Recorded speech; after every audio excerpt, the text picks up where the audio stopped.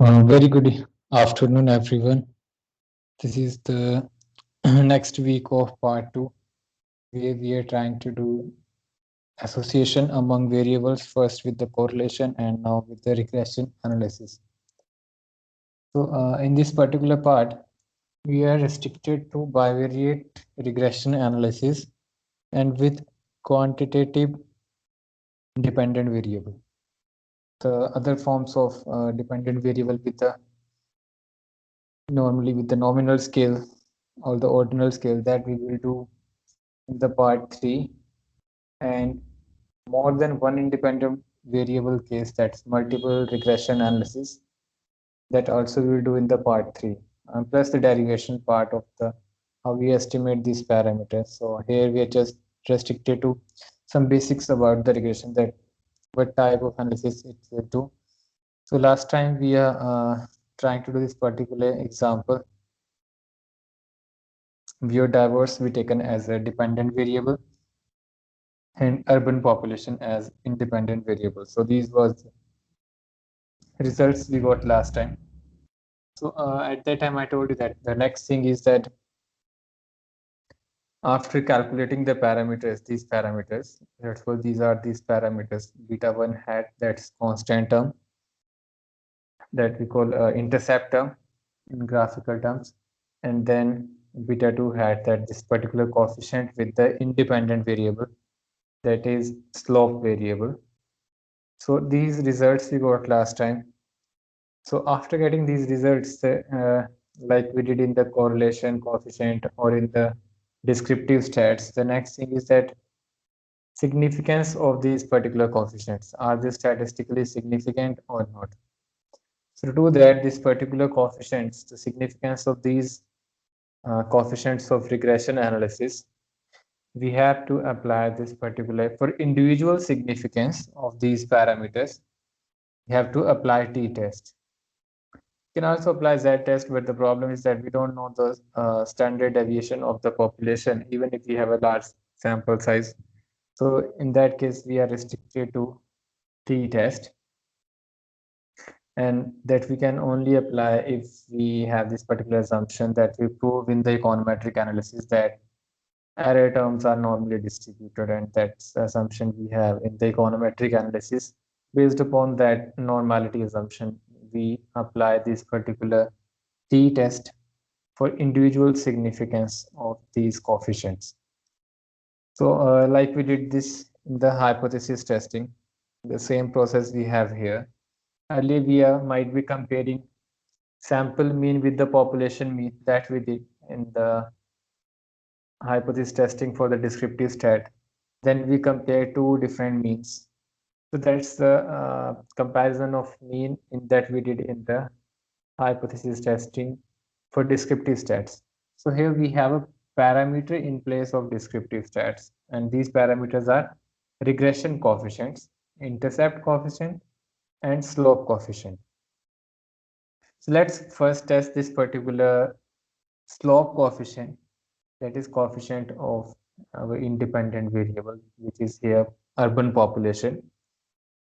So how we do this particular test? We apply this t-test, same process. The comparison of the parameter which we take in the null hypothesis. Now, what will be the null hypothesis here? Generally, when we compare sample mean with the population mean, then we take a population mean in the null hypothesis, whatever value is the population mean. But it's not that particular situation. It's like the parameter, this particular coefficient value in the population means if we apply this particular regression to a population, then what will be the value of that particular parameter? So generally we don't know this particular parameters. Means if you know this particular parameter, then you can test by that particular parameter. For example, you have all India data and you know that for all India MPC is 0.3 or 0. I'm just taking example of the Gujarati text in the chapter 3, and for that, let's suppose you know the MPC value for all India, then you are doing any particular same analysis for any particular district or state, then you can cross-check that particular MPC value with the population if you know the MPC for the all India level. but generally we don't know the population parameters. In that case, you have to take this null hypothesis as beta 2 equal to 0, whatever slope coefficient you have with respect to independent variable is equal to 0. Because if you don't know the population parameter, then we don't have any other option. So the way is that we test it with the 0, and that means that if null hypothesis is accepted, it means this particular coefficient is statistically insignificant. But if it's different than 0, the alternate hypothesis, it is not equal to 0, and if that got accepted, it means this is not 0, it means it is statistically significant. It means this particular variable, whatever you have independent variable, it's significantly impacting dependent variable. So that's the choice only we have in the null hypothesis if we don't know the population parameter. If you know the population parameter, then you have to put that particular value here. So in this particular case, this numerator term is like 0.0057 minus 0, because that's the null hypothesis we will take, that beta 2 equal to 0. Please stop me or whenever you think that you are not getting that particular point. Although those who have already done this basic econometrics, you know all this, that why we are doing. But in more detail, like in derivation and all part, that we will do in part 3. Then in denominator, we take standard deviation of sample that we did in the descriptive stats. Here, in place of that, now we take standard error of this particular parameter. Now, standard error of this particular parameter is something that value will get after the derivation. Simply, if I show you this particular formula for this particular standard error, estimated standard error, so this is the generally formula for both these parameters. For this beta 2, this is the generally, this comes after the derivation. There is a derivation process, and then we will reach to this particular value. And here the term in the numerator that is equal to this expected value of variance hat square, means this is something that if let's suppose we have a 10, 20, 30, 40 samples, and if we take expected value of all those variances of different samples, that expected value is equal to the true population variance, and that we prove in derivation part that this particular variance is unbiased estimator of the population variance. That property we do with the blue estimators, that these are linear unbiased estimators, and we try to prove this particular property also. So from there you have to use this particular value in this t-test. So this is not simple standard deviation like we did in the descriptive statistics. Here first we have to go through the derivation part to understand that how this value will get derived, and then we put the values here. Then you will get this denominator term. So this is this particular coefficient is from your regression result.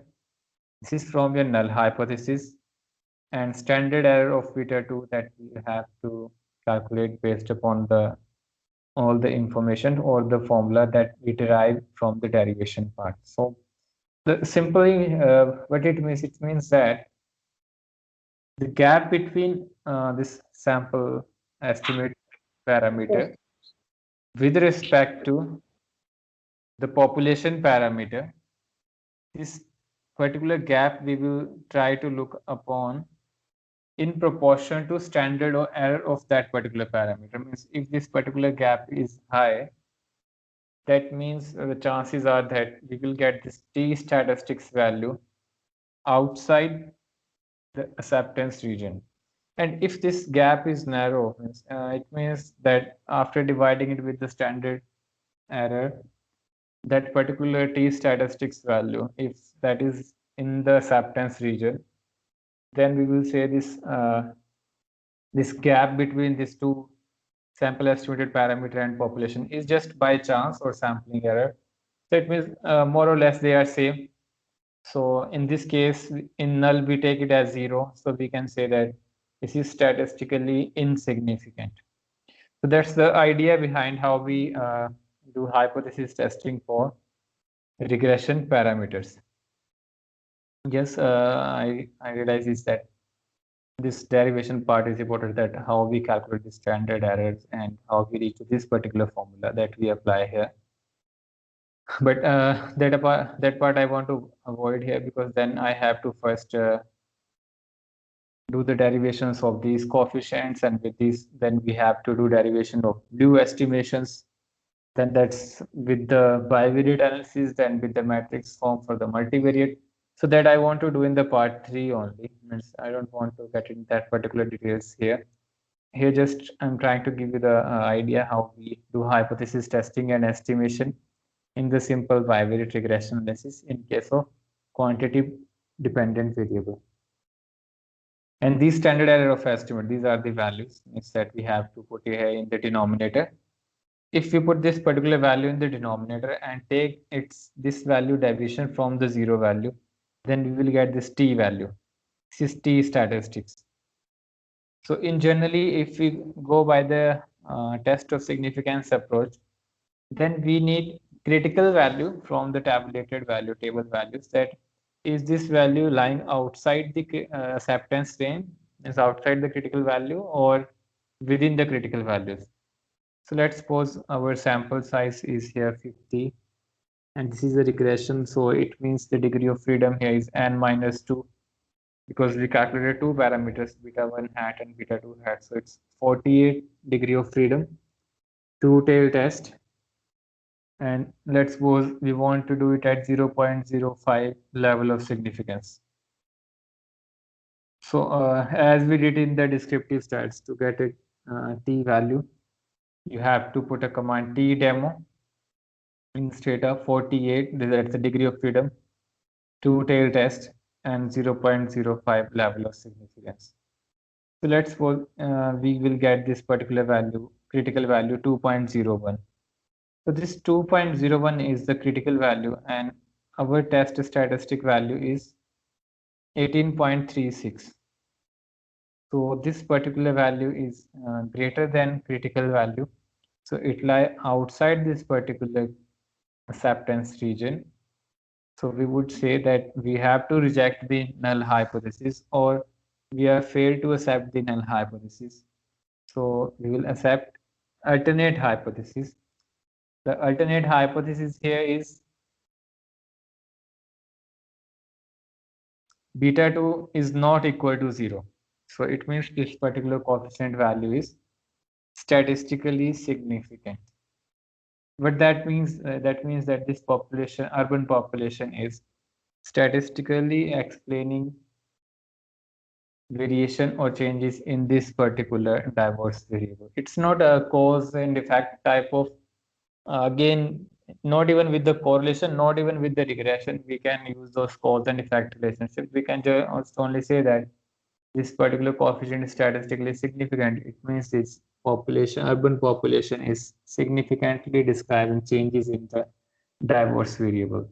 Now, how much changes that we have these coefficients? Like in this particular case, with the 1 unit increase in urban population, that's what this is in the individuals. Like we have absolute figure data, so we can say if one urban population, means if one single individual will increase, then in urban population, then on an average, diverse will increase by 0.057.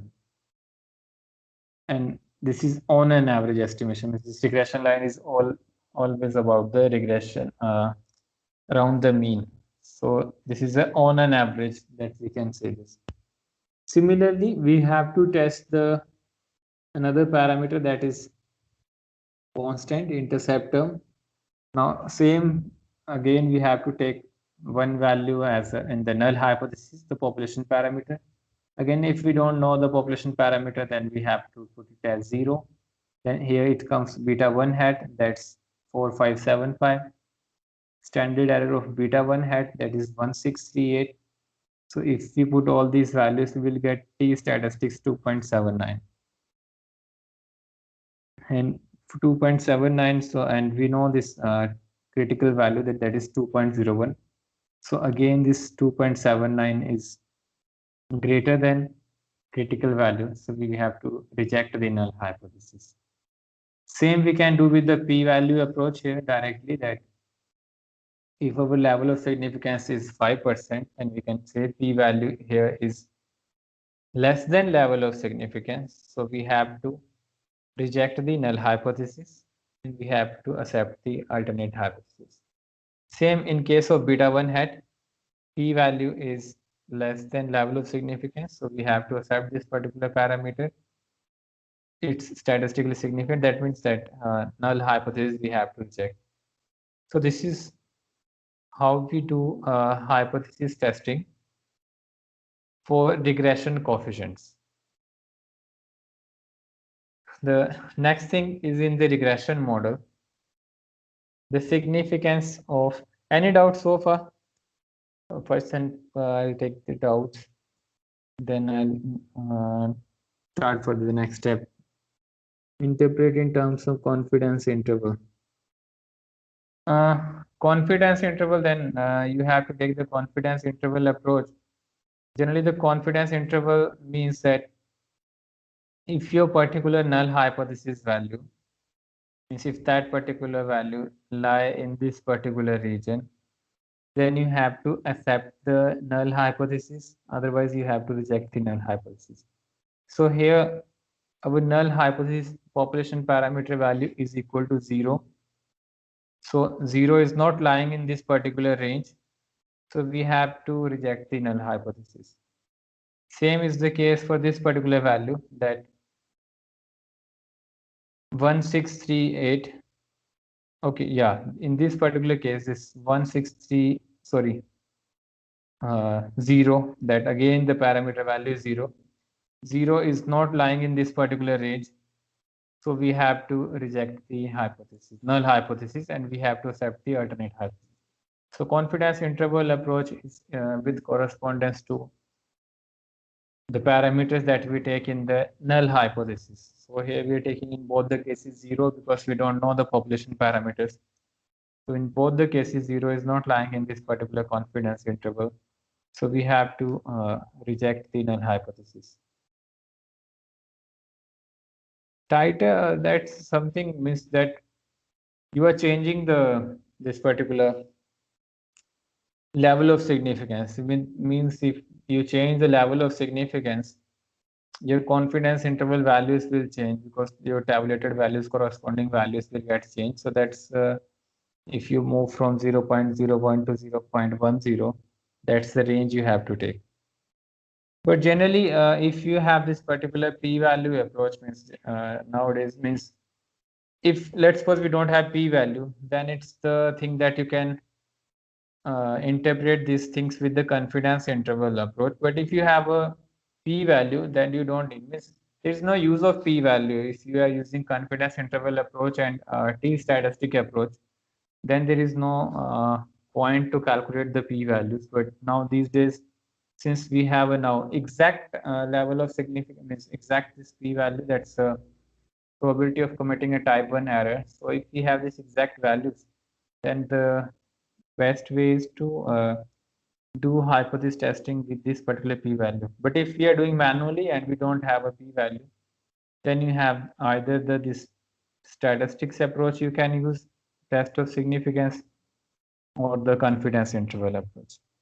So you can use any of these approaches or any of these three, but the result will get same. Means result won't get changed.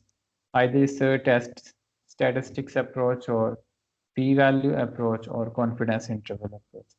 So all is going to, do we have to check the null value or calculate t-test value with the confidence? Null value, sir, null value, not the t-test. Means in confidence interval, we won't calculate this value. Actually, we go with the tabulated value and the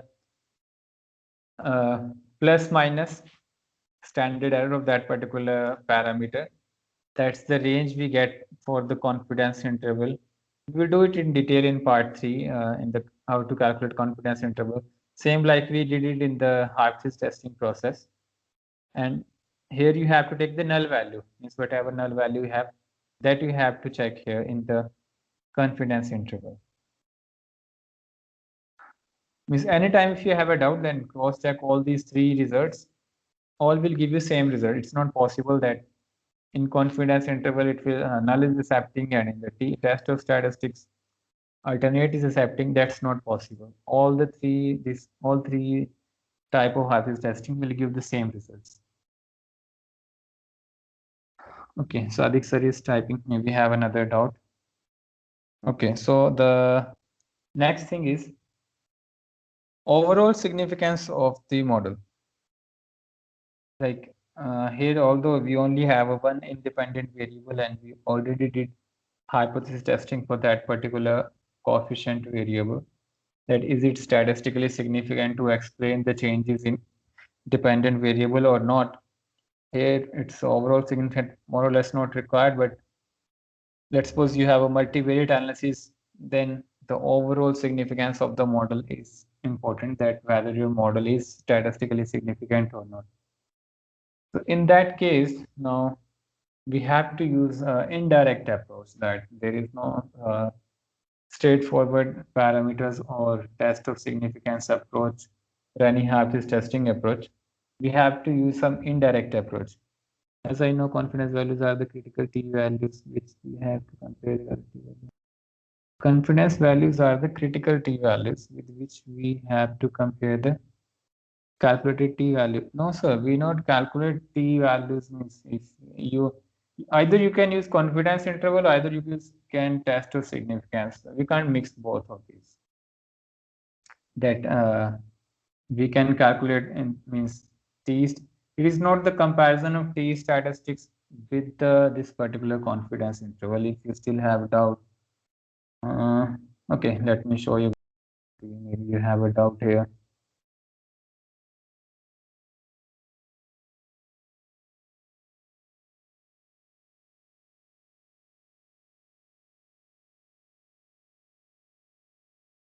This we did in the hypothesis testing in the part 1. Maybe you have not watched that particular lecture so far. So let me show you this again. We did this all the three approaches. That what are the differences in these approaches?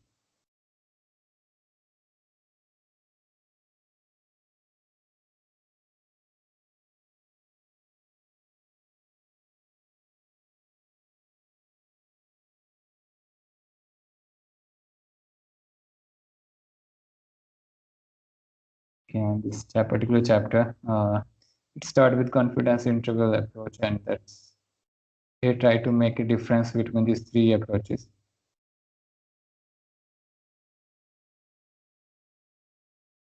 So this is your confidence interval approach. If it is visible, this is how you make confidence intervals. Means this particular t around this particular standard error of that particular, and here you just see whether your particular null hypothesis value is lying in this particular region or not. So it is not the compare of test statistics value with the confidence or this critical. No, it's a comparison of null hypothesis value with your critical values. So here you have to compare the null hypothesis value. If they have this particular equation here, let me see.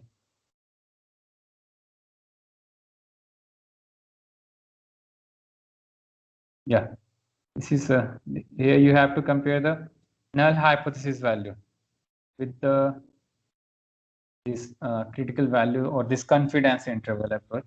So you have to compare the null values, not t values. I don't know how you have this confusion, but it's okay.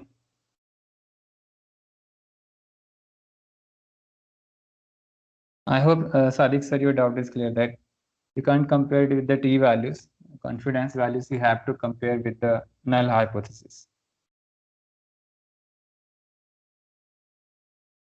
The next we have like this again. This happened like we are doing some testing in the non-parametric, post hoc estimations. There many times in the simple post hoc estimations, Stata won't show you this p values. In place of that, you have confidence interval values. Then you have to compare with the null hypothesis value. So in any case, if you don't have p value and all, and you only have confidence interval value, then just compare it with the null hypothesis.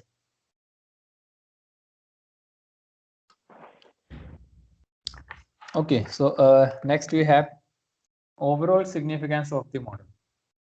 So here all these details are corresponding to overall significance of the model, then coefficient of determination, that how this model is goodness of fit, that if this particular model is better or not. So these all the information are for that particular thing. So first let's start it with overall significance. So here we have to use indirect approach.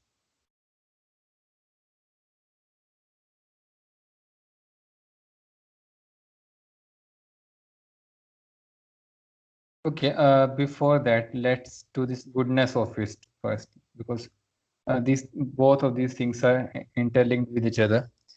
So first, just like in the correlation, we did this coefficient of determination. Similarly, we have to do it with the regression analysis. There is only a change in the notations. If it's a multivariate regression analysis, then it's a capital R square. That's just to make a difference, means although that's not something important, but in books, if you are reading and you get confused, that's the difference is only that if it's in the small r square, that means it's a bivariate regression analysis. If it's a capital R square, then it's a multivariate regression analysis. So far we are doing this bivariate regression analysis, then it's with the R square. So what this goodness of it try to describe here, that generally, let's go this with the Venn diagram. I took it from the Gujarati textbook, that there are changes or the variations in the y variable. Let's suppose we have this y dependent variable and x independent variable. There are variation in x also. So with this Venn diagram, the important thing is in this particular first case, only this common part, it means only this much of the variation is common in both the variables. It means that this much of variation in the y variable is explained by x variable, that's independent variable. In C case, this explanation, the changes in the y are explained by x are comparatively more compared to this particular. Let's suppose these are the 6 models we have. So in this case, x is not explaining any changes in the y. That's the case where we have a R scale 0. Then we have a small changes in the y that are explained by the x independent variable. Then more than that, and the last case is that's the perfect case where all the changes in the y variable, the variation, 100% variation in the y variable is explained by independent variables. So that's that these are the extreme cases we have, that where you have this perfect correlation type of thing, that your independent variable is explaining all the changes in the y variable. And this is the another extreme, that where your independent variable is not explaining any change in the y variable, dependent variable.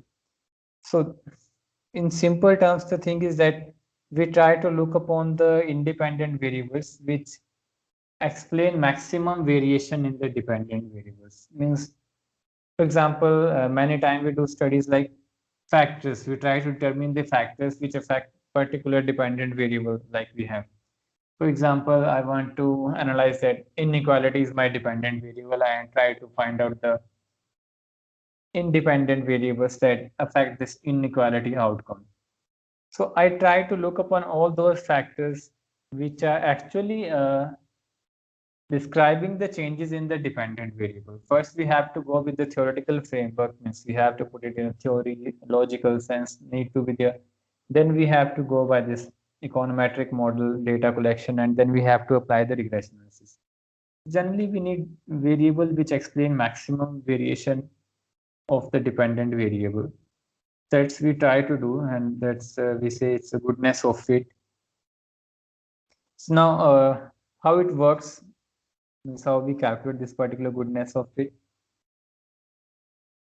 This is our regression line. This SRF we call in econometric terms that sample regression function that we always give notation with hat. Let's suppose this is our sample regression function, like this particular regression function we have here.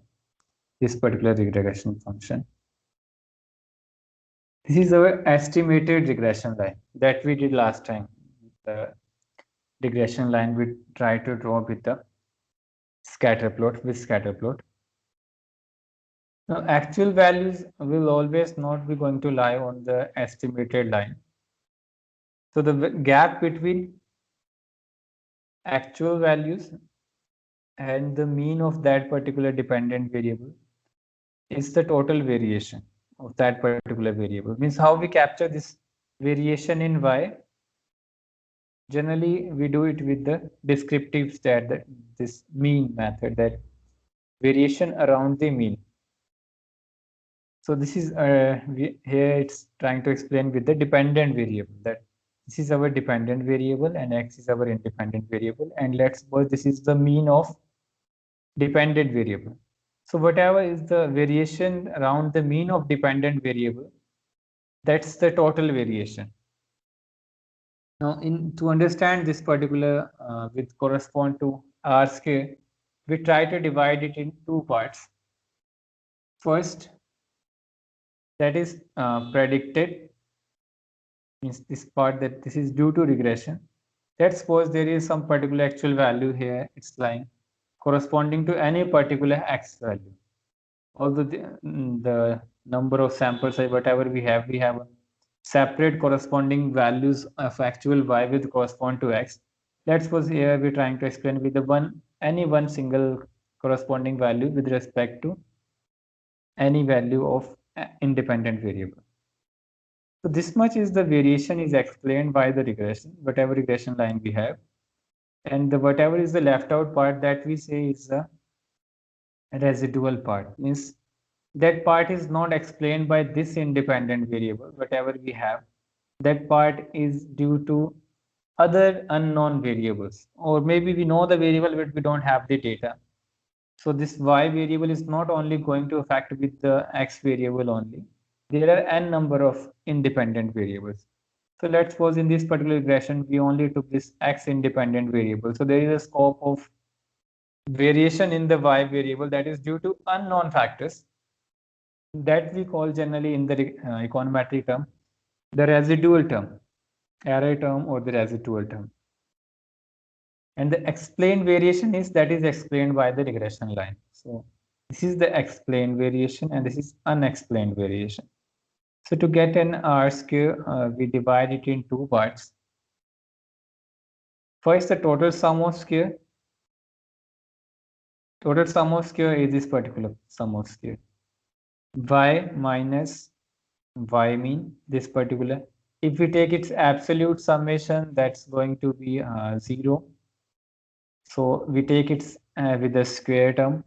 That's the total sum of square is equal to explained sum of square plus residual sum of square. So this is explained sum of square and this is residual. If we take a square of all these residuals, means there are n number of values based upon the sample size. That is the residual sum of square. Let me show you this particular with this data. If still you are not clear with these two values.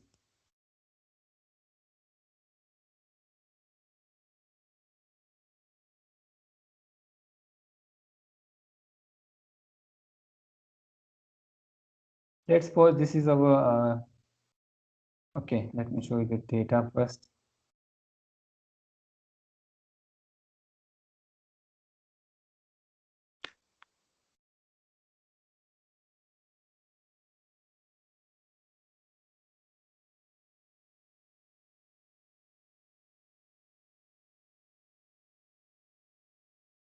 This diverse variable is our dependent variable, that's y.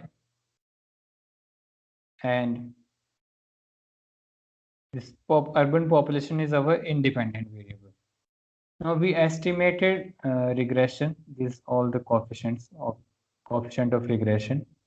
So if we need this residual term, like here we have this residual term, this term is generally actual value of a dependent variable minus predicted value of dependent variable, means y minus y hat that we say in econometric terms. So for that, first you need y hat. So y hat is just is estimated regression line. Means y hat is all the values of this regression line. That's y hat. So if you in Stata you need a y hat, then okay, let me do it again.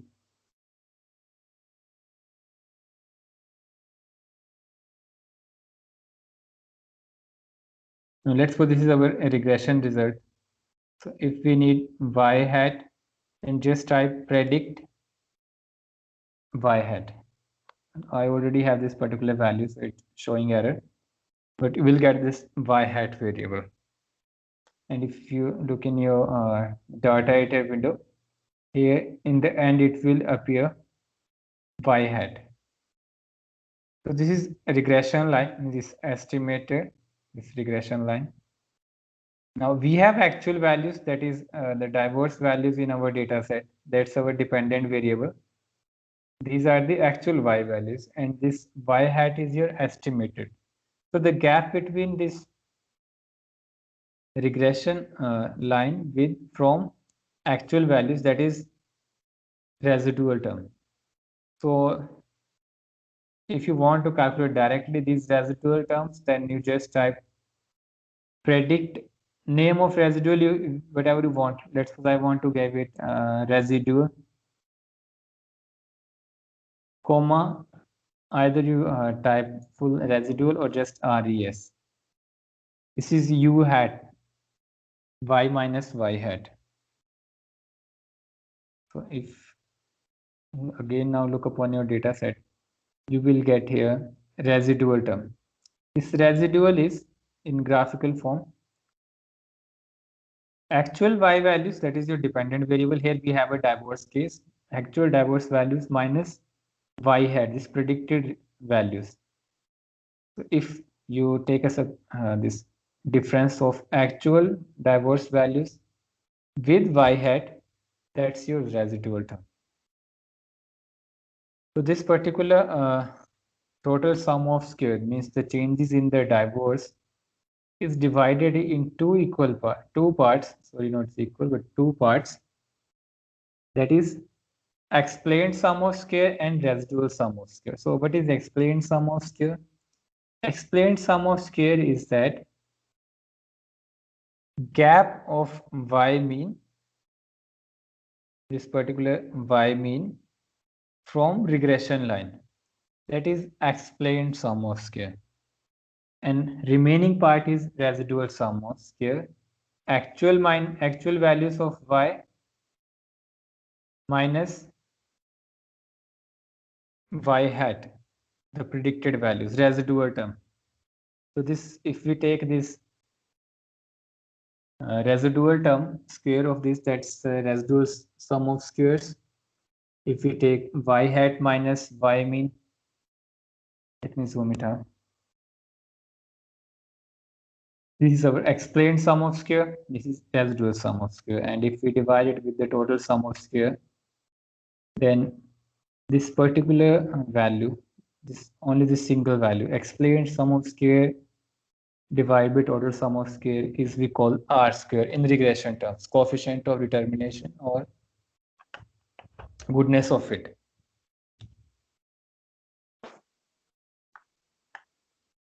Or you can this another method, 1 minus, because total this explained variation, maximum total variation is equivalent to 1. So either you can just subtract this residual part from the 1, that's also our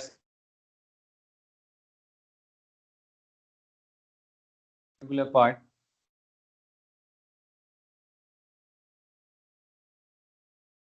Explain sum of square divided by total sum of square. So both will give you R square. So what it theoretically means? Theoretically, it means that in proportion to total sum of square, means the total change is maximum, the variation in this y variable around the mean, how much of this variation is either explained by this regression line, and that regression line is from your independent variable, right? So that is we called R square, or if you see it in the residual term, that it means 1 minus the proportion of residual sum of square divided by total sum of square. So you can use any one of these terms, whichever you want to use to calculate R square. So the maximum, the R square. Now, what it means, the maximum R square, that this particular, the maximum value is 1, right? Means total sum of square. If let's suppose this was last one is the case, this particular case where independent variable is explaining 100% variation in the y, it means that this total variation in the y variable is explained by the regression line. So there are no residuals in that particular case. That's a perfect case. Hardly we are going to find that particular case. But if that will be the case, the maximum value is going to be 1, right? So if it's nearby 1, then we can say the maximum, this independent variable is explaining maximum variation in the dependent variable. And if it's nearby 0, that means this independent variable is explaining less variation in the dependent variable. So that might be a case, this particular case. Maybe yes, this small part it's explaining, or maybe 0. That depend upon the situation. So that's R square, coefficient of determination.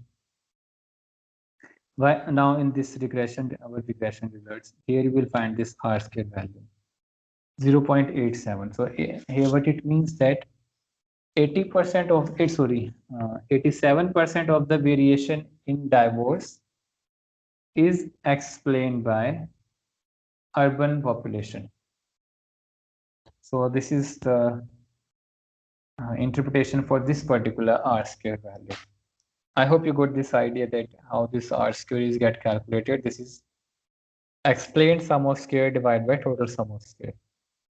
So here in this particular case, we have 80.87. So it means 87% means if we go by this Venn diagram, this might be this particular case, that 87% of deviation, 87% of variation in divorce, that is dependent variable, is explained by independent variable, changes in the independent variable on an average. So this is interpretation for this particular R square value. Adjusted R square I'll explain in the part 3 because that's relevant to multivariate regression analysis, not with the bivariate regression analysis.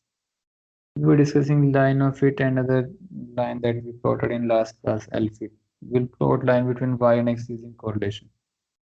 The other line that we plotted can help to give more information in excess of correlation. If I didn't get your question. Miss, yeah, we fit this particular regression line. Okay, let's do it again. Scatter y hat dependent variable, then independent variable. This particular line. So this is estimated is regression line. That's our y hat values. These are the actual values, and this particular R square is if we take average of this particular dependent variable, that's divorce here, and if we take the square deviations of this y hat from the y mean, that's our explained sum of square. And if we take that summation, that's explained sum of square, and if we divide it with the total sum of square, that's actual values of y minus the y mean of this particular, or this mean of divorce value. And if you take a square and then summation, that's total sum of square. So that's R square here, that's 0.87. Because it was plotted after regression. Divya, I'm not getting your point that we were discussing line of fit. Yeah, we were discussing line of fit, and we plotted in last class line of fit. Last time I also did it with this particular y hat. Means now it's not a correlation line. Now we have a regression line. Generally, in this correlation case, the line of fit, again they do this regression line also. But the thing is, In that particular case, you have to describe to software that which one is your dependent variable. Means in your correlation case, you have a two line of it because we don't know which one is the dependent variable. But if it's the case of regression, then you only have a single line of it because now we know the dependent variables. That's the only difference. If your dependent variable is same in both the cases, then line of it and this particular line is same. And then another thing you're asking that because it was plotted after regression command. Yeah, because now after regression it's much more clear that this is particular line is that for this diverse as a dependent variable. But in case of correlation, we don't know which one is your dependent variable. So we have to define it like this particular method is that first you are putting your dependent variable. If you change this particular variable, then correlation coefficient is not going to change, but your line of fit is going to change. Means in correlation you have a two line of fit. So but in regression you only have a single line of it. That's the difference only with the correlation and regression. But the line of it is same. Means if we already describing same dependent variable, although we can't say dependent independent in case of correlation because there we can't define this dependent independent relation. So that's the only difference. But the values they will give you the same values.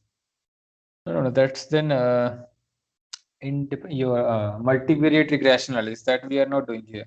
In multivariate regression line means you don't have this single line, right? Because there then you have to put means which value you will fit. X1, X2, X3 means that's a combination or more than. So you hardly see any regression line, this graphical measure, if you have a multivariate analysis, right? That's not possible. Means either we can use this 3-dimensional, 4-dimensional graphs. You have only two axes here, y and x. So you can't take more than one variable on a one axis. So that's not possible. Means graphically, that's not possible. But yes, that's R square is possible because we are taking deviation of residual. This that's you can do, but not the graphical. That's not possible for multivariate regression analysis because we only have two axes. So how can we put more than one variable in the x-axis? So that's not either means three-dimensional. But so far I have not seen any paper or something that they are using that particular technique. So this is R square. Now I hope this R square is clear. That how we calculate R square. Residual by graph. Okay, then you have to plot the residual. Generally plot with correspond to actual values of dependent variable. So then just plot your residuals.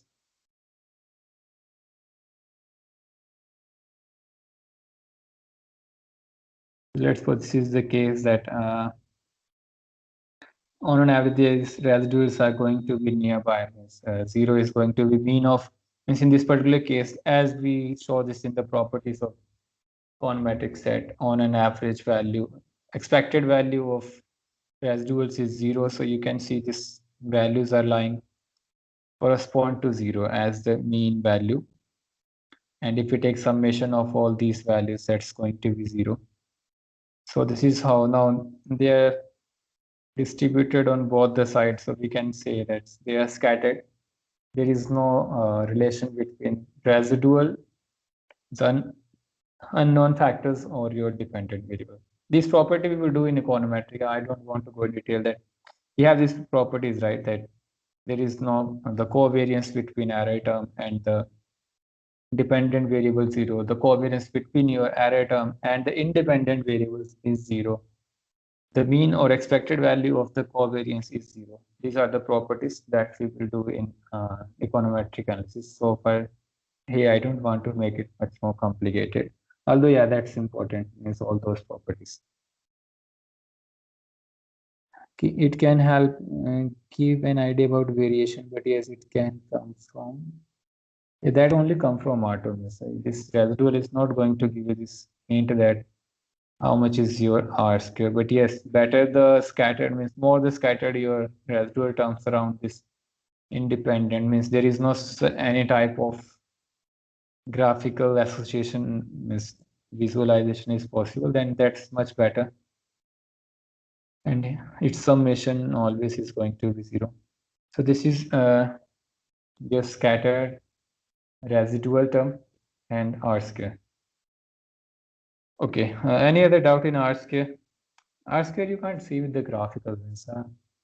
Yes, if you have this dependent independent correlation, simple correlation, if it's nearby 9, then high means this is simply a square of your R, right? So if you take a square of that particular, it's only going to be 0.87 or something. So it's not from the residual you can see the high R square, it's only from the either the y hat line you can see the deviation around the line of actual values, or maybe the less dispersion between the scattered points of dependent and independent variables. From those graphs, you can get this hint that whether R square is high or low, not from the array term.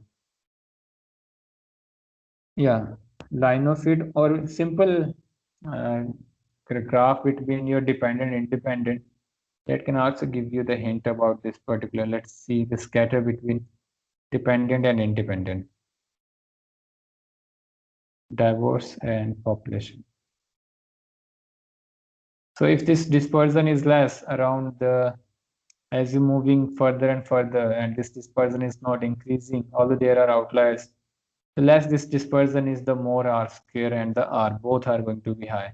So this simply your simple correlation or scatter graph can give you this hint about the R square, but since we need a specific numbers to do this significance test, so let's go with the correlation coefficient or actual value of R square. So this is about the goodness of fit.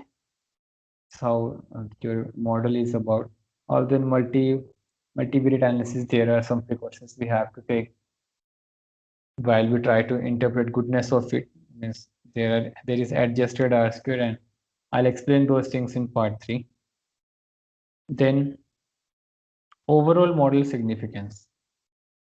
How we can test overall significance of the model. Although I kept it in a, I think, separate section. Yeah, in the part 3 is model significance of the model.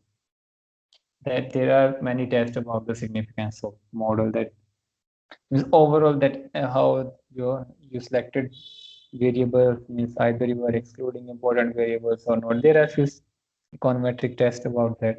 Specification of the model generally I'm talking about. But here this is something about the overall, means let's suppose if you have a more than one independent variable, then overall how much all in combinedly all of your independent variables, either they are significant to explain the changes in dependent variable or not. So if you are interested in that kind of hypothesis testing, then we have to go with the overall model significance. Now here there is no such direct test. We have to apply F test indirectly. Now I am afraid many of you were not present in the F test class, F ratio test class. So you might have doubt about this F ratio. So let me in brief show you this, what this F ratio is all about, and then come back to again this particular regression overall model significance. Generally, F ratio is, in technical terms, I can say this is something that chi-square two chi-square proportions, because chi-square is for the squared variables. So if we take a proportion of two squared variables, that we can say F ratio. Or generally we say it in terms of variance, that analysis of variance. The reason is that let's suppose we want to compare two different variants. For example, okay, let's take a case here in the data set. Let me see, is there any two variables? No, not in this particular data set. Let me open another data set.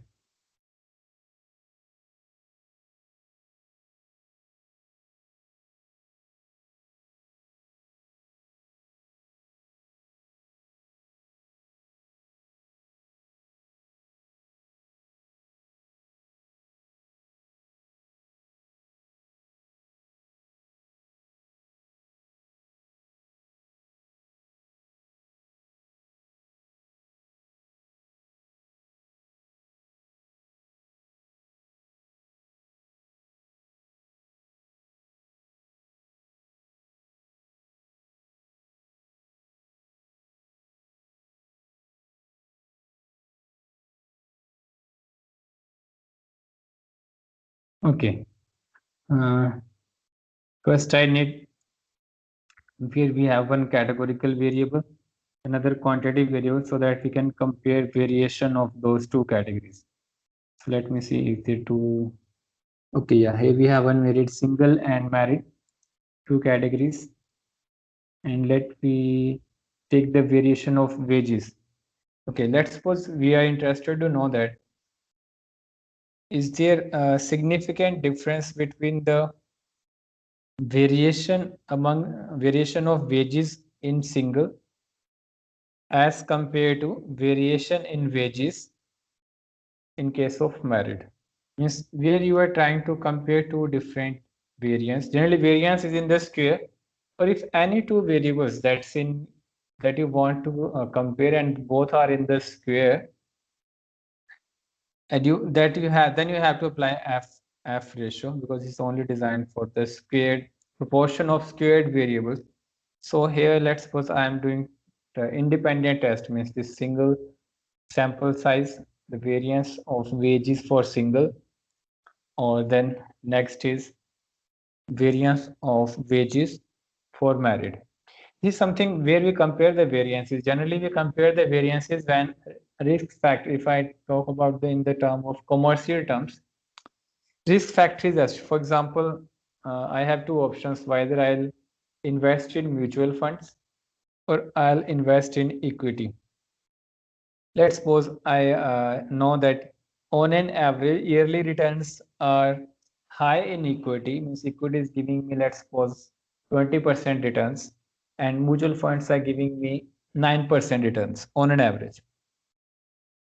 But that's not a sufficient information to take action, because I also need that how much is the variation in these returns. There might be chance that in many years I'm going to get a zero returns in equity, or the 5 or 3%, and there are years where I'm getting 35 or 30%. So much variation is there. So if you have these scenarios where you want to compare the variance, then you have to apply f ratio, and in the regression we are going to use it indirectly. So first just understand the process, that first you have to compare those, you have to take a proportion of those variance. I'm taking this particular example where I'm going to compare variance in wages, or usually hours worked. You can take whatever variable you want, and comparison I want to make with single versus married. To do that, you have to go statistics, classical test of hypothesis, variance comparison test.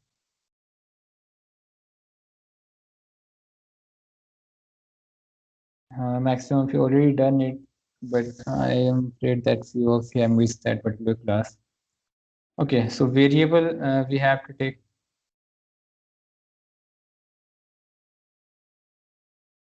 two sample using groups. Variable name, hours worked. Let me see who is working.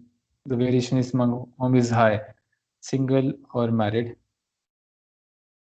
My group variable is married, 5% level of significance.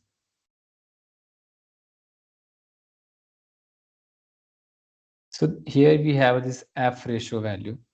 This f ratio generally, if you're comparing two variances, variance of 1 divided by variance of 2. Generally the rule as we described in that particular class, that you have to keep high variance value in the numerator. Otherwise, if you keep low variance value in the numerator, then always you're going to value less than 1, right? That's not the better picture which you will give you. So that's it's better. Keep maximum value in the numerator. So let's suppose we got this f ratio value is 0.67. So like we have the critical values for t test, that test, similarly we have for f test. For simplicity, I'm going to, now what will be the null here? Null is that both the variance are same. That's the null, and alternate that variance are not same. Screen is not visible. For others also, or just for Gagan?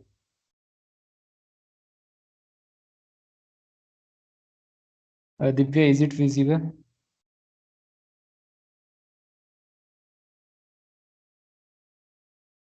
Okay, I'm on Stata. Means right now I'm on Stata. No.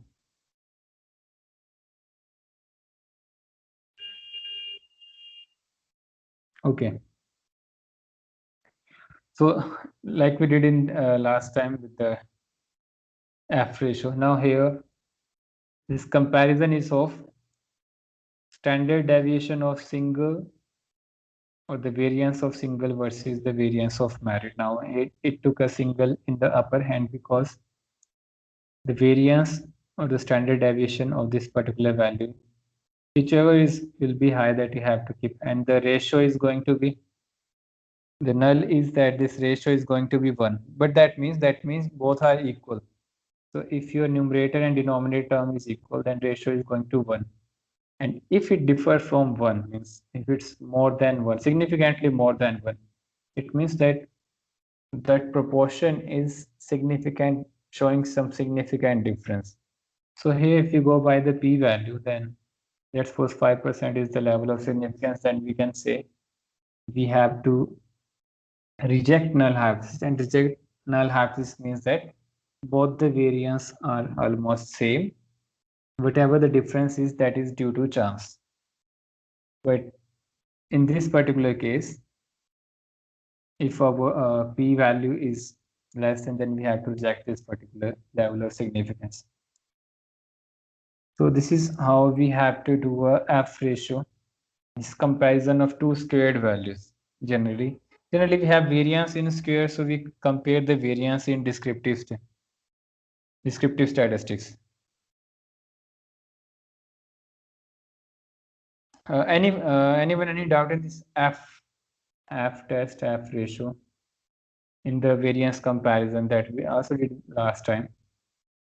Or if you want to take a numerical example from the textbook, then this is the case. Let's take it. The null hypothesis here, generally we have both the variants are same, and alternate is that both the variants are not same. So let me take one numerical example from the book if you want.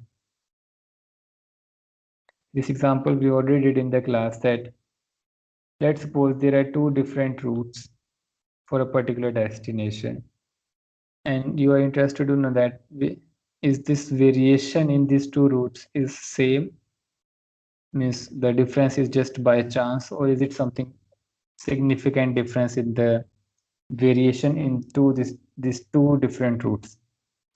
So first we have to calculate the mean, then from mean we have to calculate standard deviations, then we have to take a square of standard deviations, that's F ratio, and this F ratio we have to compare with the critical value. For F distributor tables, we need degree of freedom of numerator and denominator.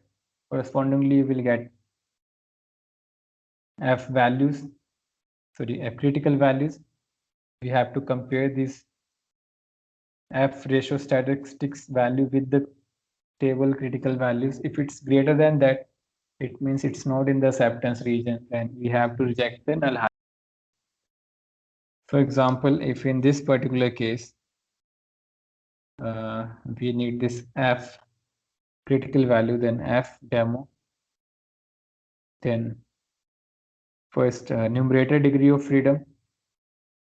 In this particular case, numerator degree of freedom, the observations are 801, so n minus 1, that's 800. Then denominator degree of freedom 1440 and 0.05.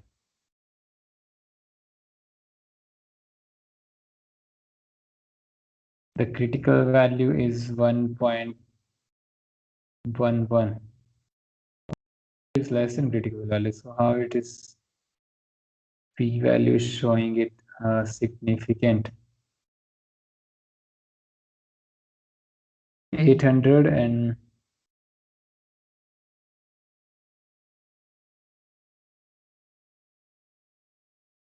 standard deviation. Oh, okay, sorry. The merit standard deviation I have to change.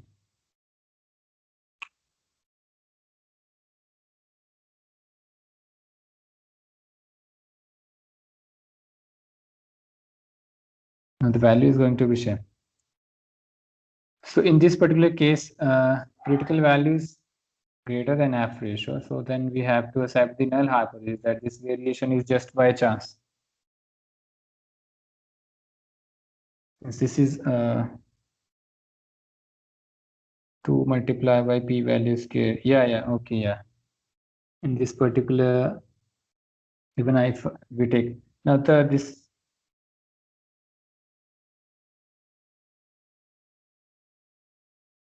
degree of freedom, 800, 1440, F ratio 0.67, single versus divide by married, and with the p value.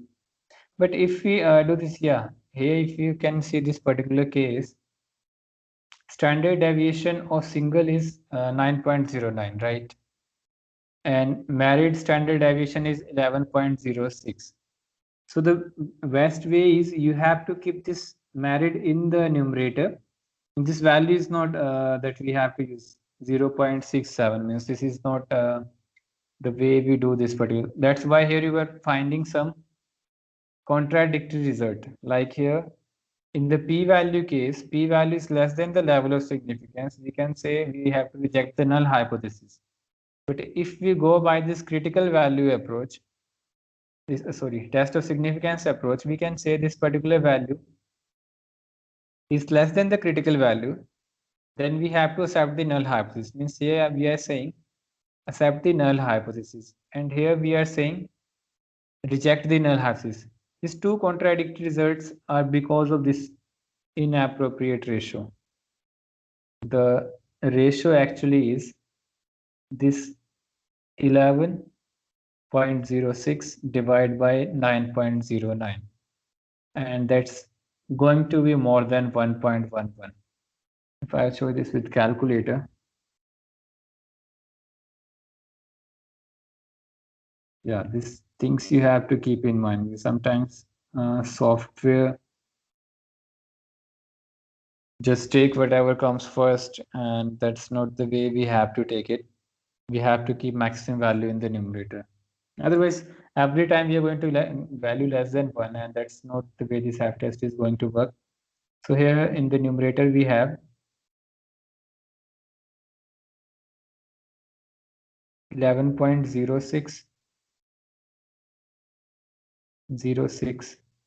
divided by 9.09.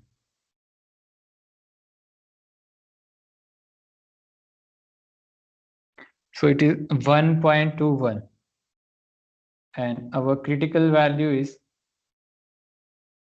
1.11.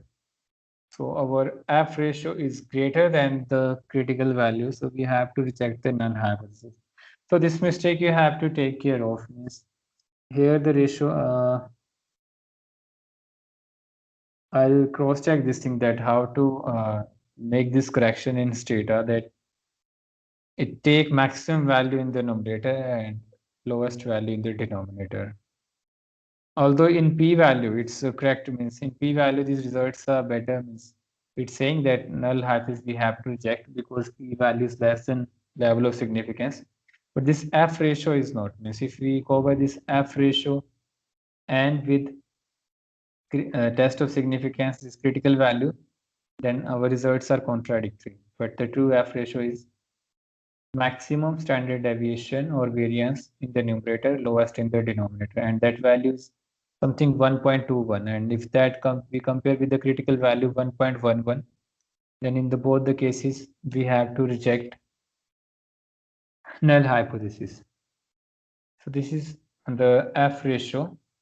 Now this particular F ratio, the comparison of two square values, this is generally we do and with the analysis of variance, that if you want to compare two different variance of two independent samples, then you can use F ratio. Means whenever you have this particular type of need. Now this particular technique of F ratio indirectly we use in regression analysis to check overall significance of model. Anyone any doubt in this F ratio or F test? This is how we use this particular hypothesis testing test. This we can also use to compare more than two means. Means that t-statistics has this limitation and said that we can only compare two means, but if you have a situation of more than two means that we did in that particular class, then we can also use indirectly this F ratio approach if it's a case of more than two means, comparison of more than two means. So any doubt in this F ratio, then I do this regression overall test of overall significance of the model. Please let me know if you have still doubt in this F ratio and F test.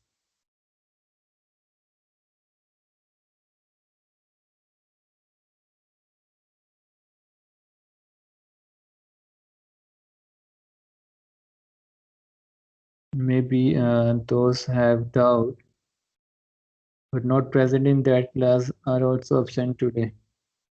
Okay, so let's go with this now, regression analysis. This particular case, now F ratio, as I explained you, that this is comparison of proportion of two different squared values. Like we said, this is a two chi-square distributions, means one chi-square in the numerator, another in the denominator, and if we take that particular values, that's the F distribution or the F table, tabulated values.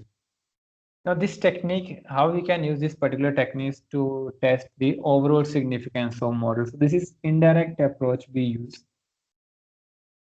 In numerator, we take mean sum of square of explained sum of square, and denominator we take mean sum of square of residual sum of square. So this mean sum of square I'll come with later on. First, just try to understand this. Actually, this is proportionate test of explained sum of square versus residual sum of square. Means like we did in this R square, that R square is explaining that how much variation in the dependent variable is explained by the independent variable, and technique is that we compare this particular explained sum of square in proportion to total sum of square. Here in place of that, what we are going to do, we are going to see whether the proportionate, the ratio value of this explained sum of square divided by residual sum of square.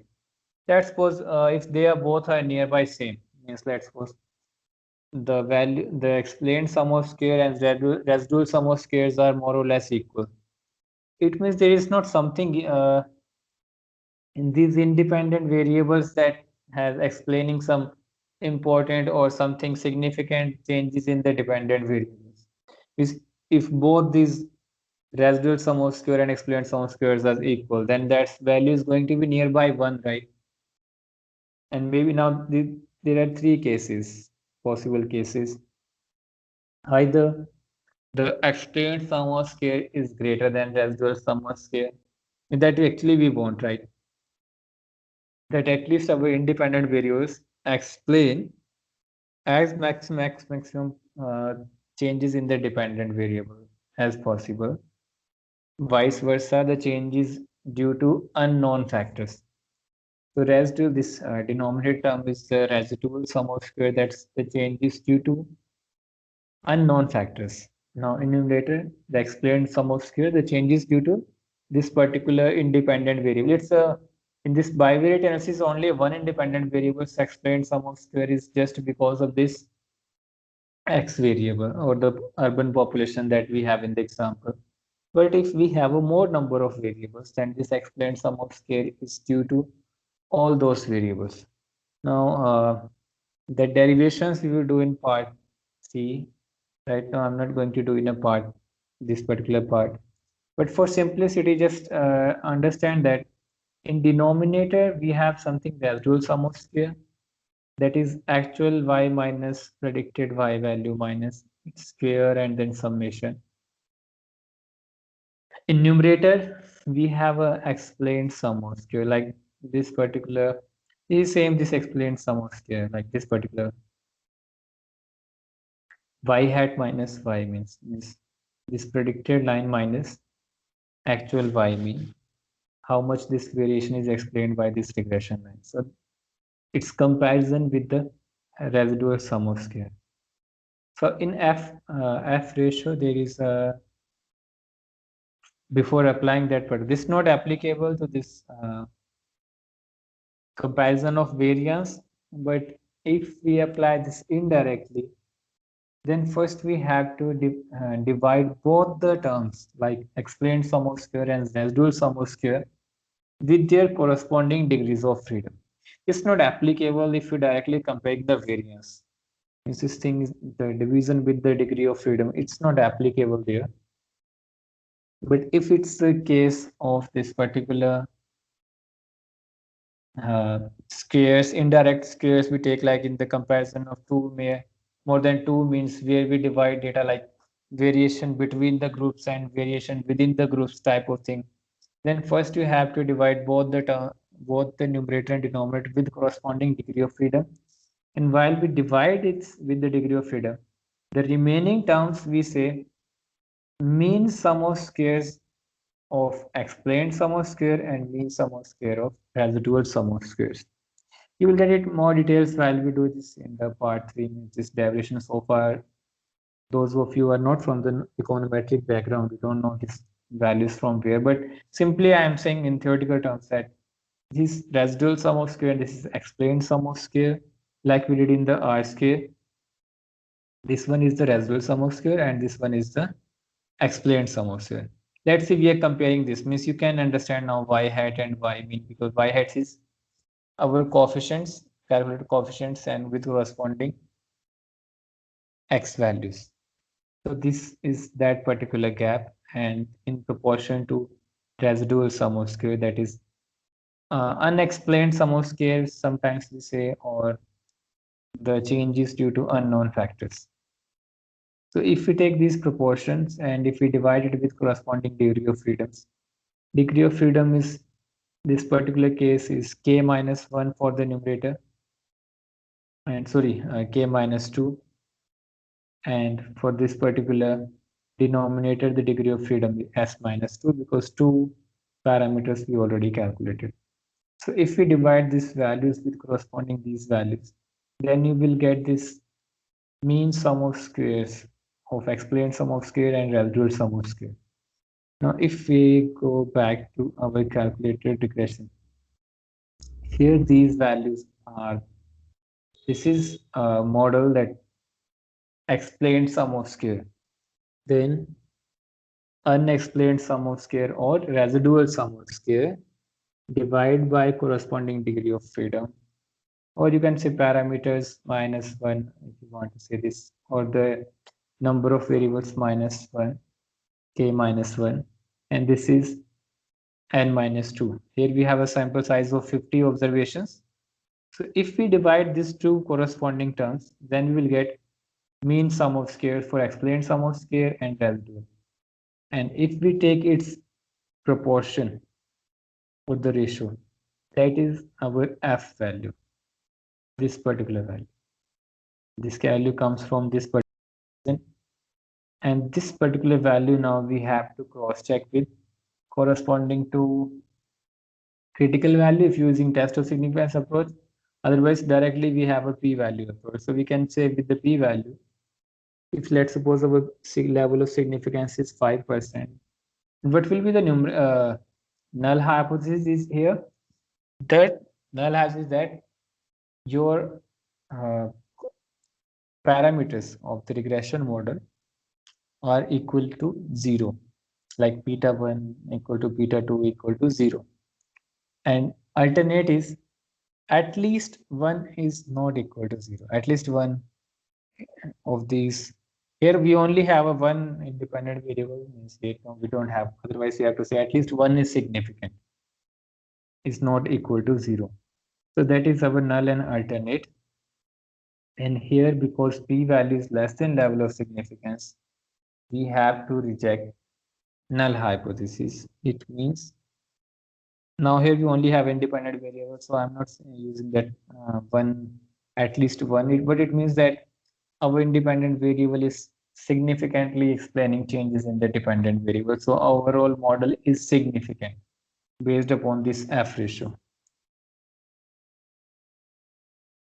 There is a lag, maybe Divya, maybe it is taking time.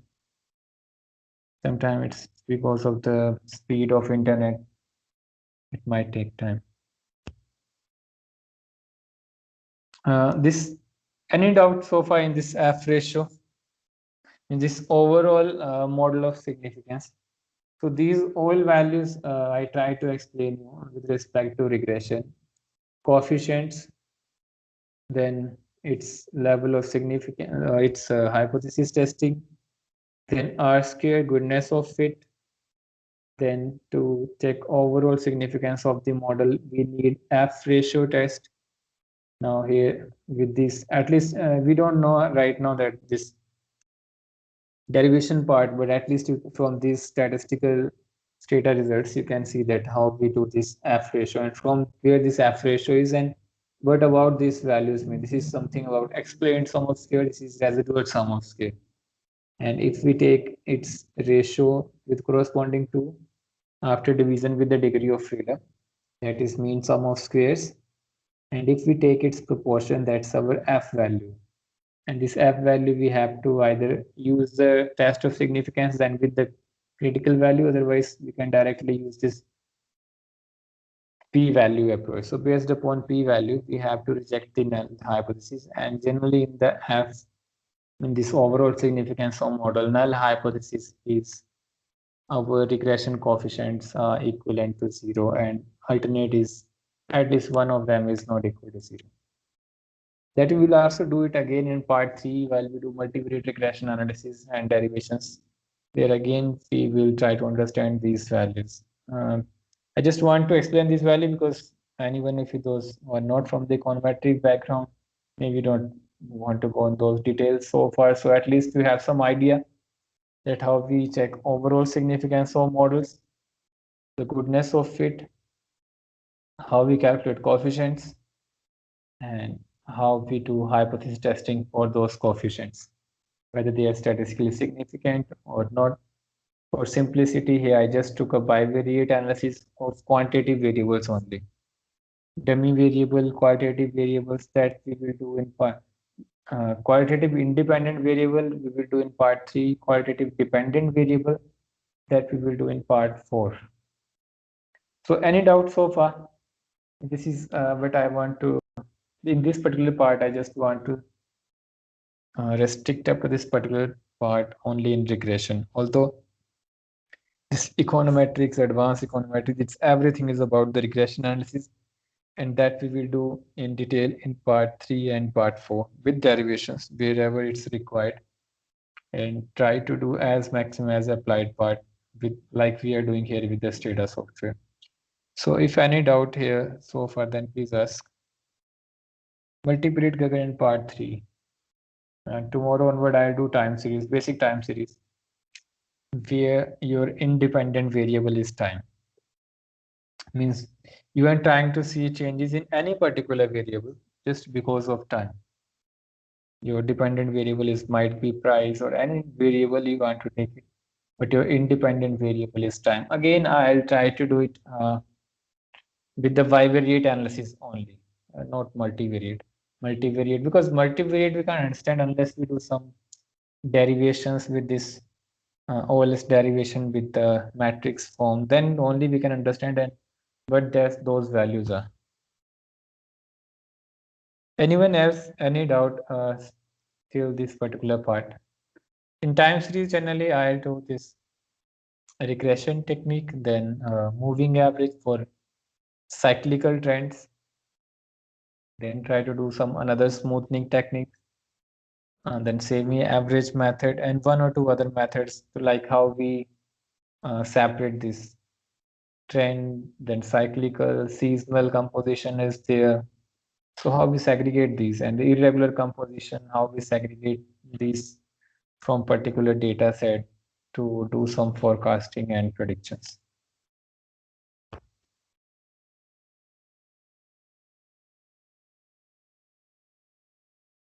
Lavanya, when?